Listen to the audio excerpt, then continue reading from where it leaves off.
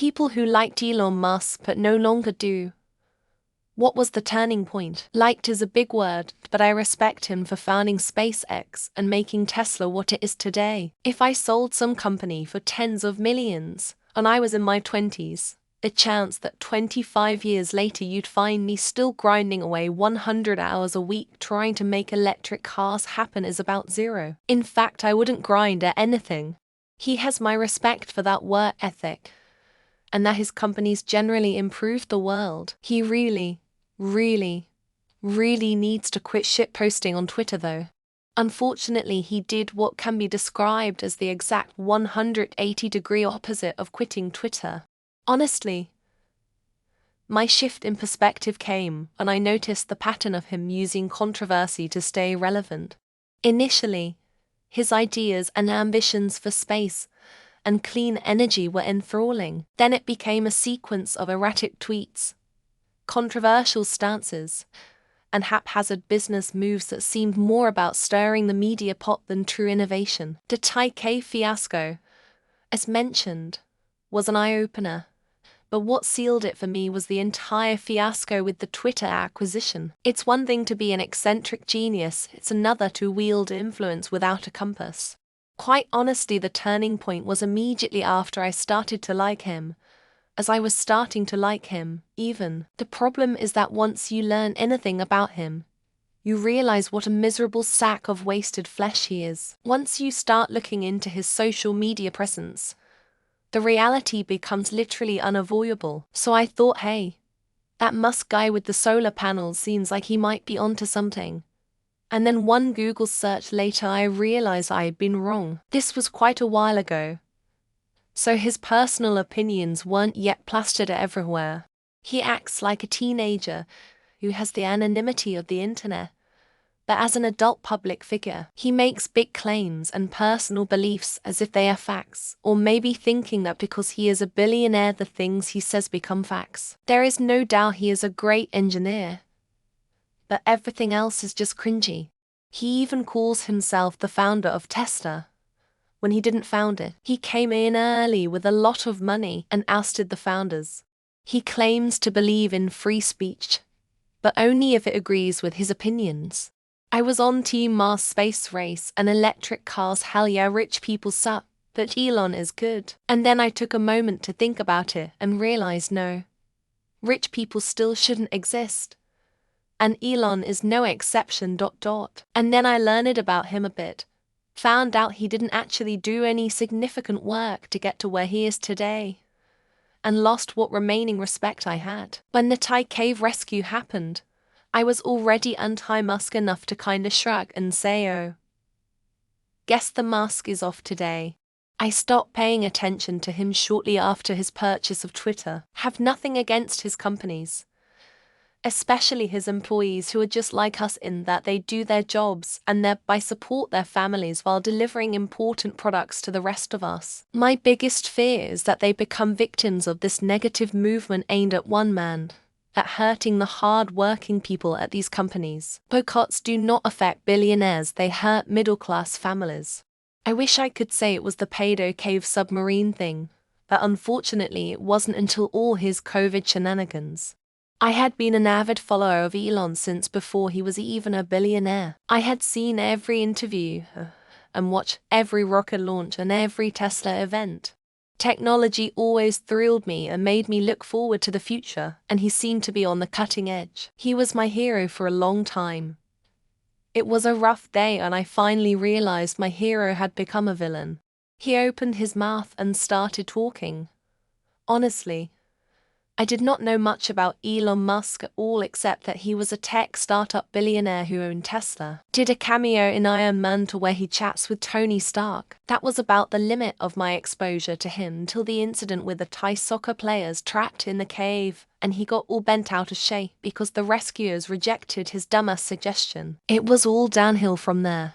I was always skeptical. My father, who loves space exploration and things of that matter, was a huge fan and watched all the initial SpaceX launches. I never liked him because he came off as smug. but I could have been turned into a fan if he stayed on the course of advancing technology and humanity through that mean. Permanently turned off now that his true colors have shown. My father has also grown to dislike him as he became a public figure. Basically, the less I knew about him, the more I liked him when I was younger. He was just Sundu pioneering future technology and green energy. What's not to like? Then you find out about his beliefs, his personality, where he got his money, how he came to own Tesla, etc. Years later, look where we are. He bought Twitter and turned it into an outright cesspool and embraces the grift for attention. The man's ego is beyond the pale. That whole thing with the kids trapped in the cave in Thailand where Musk tried to insert himself as the hero, actually rescued the kids and nobody took Musk's mini-submarine idea seriously. And then he goes and calls the leader of the rescue team a pedophile. It really revealed a lot about his character to me. He's got an ego the size of the sun, the maturity of a 12-year-old, and the self-awareness of a brick. I wouldn't go as far as to say I like Musk so much as I liked a lot of the stuff he has his hands involved with. It was pretty early on that I saw this was just another narcissistic rich guy fucking about. I never understood the cult around him, either, even before I saw what he was. It's not like I worship the guy. I value output, not personalities, which makes me slightly more insulated from cultish behavior when it comes to the future of humanity in space.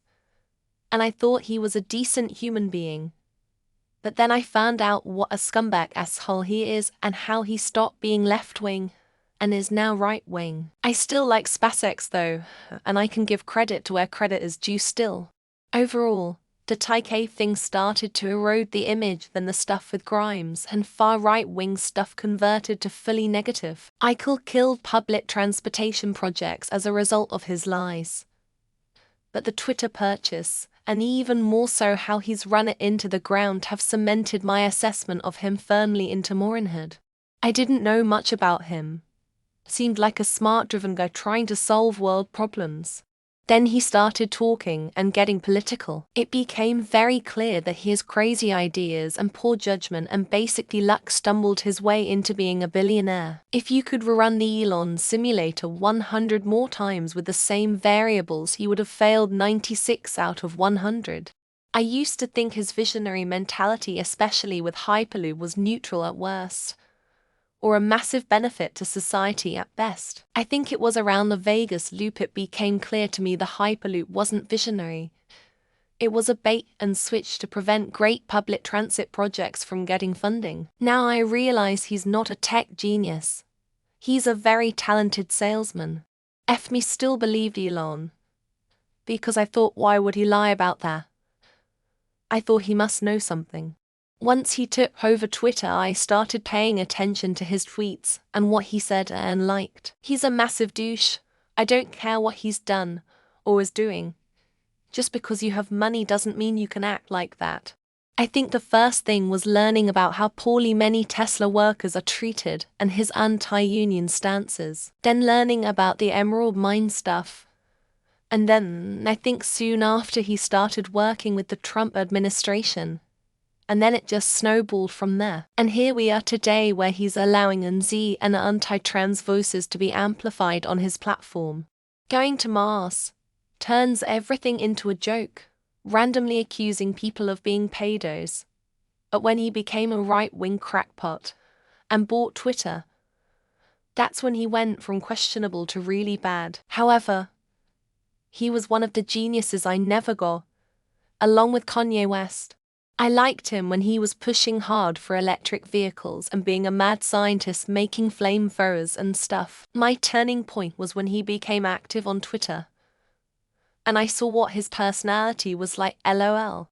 Just a sad man who desperately wants people to love him and think he's funny. I prefer my evil billionaires to not care if I live or die, like Bezos or Zuck.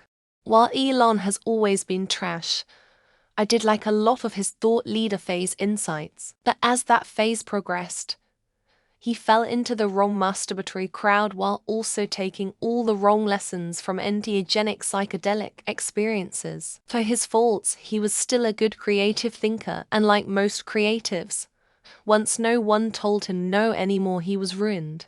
Not sure, but it definitely happened. I still believed in him after the Thailand incident. I think perhaps it was when he bought Twitter to give Trump and some fairly extreme viewpoints a boost. XOB. I respect SpaceX, they really seem to be trying to progress stuff, and the evidence is that they're getting somewhere. But is this because of Musk, or in spite of him? The Twitter acquisition, it completely blew up the notion I had of him that he was a great businessman. And after I started seeing him in a different light, I realized that he is just a vaporware salesman. He makes bold promises that he never delivers on, and with his turn towards MAGA views in the last few years has really made me hold him in contempt at this point.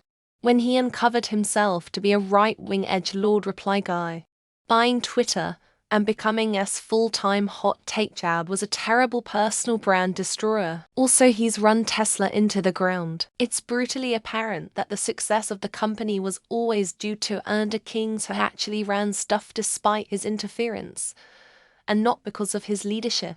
The second you find out they were born rich, bought their ideas, and pretend to be autistic so they can get away with being a born rich dickhead.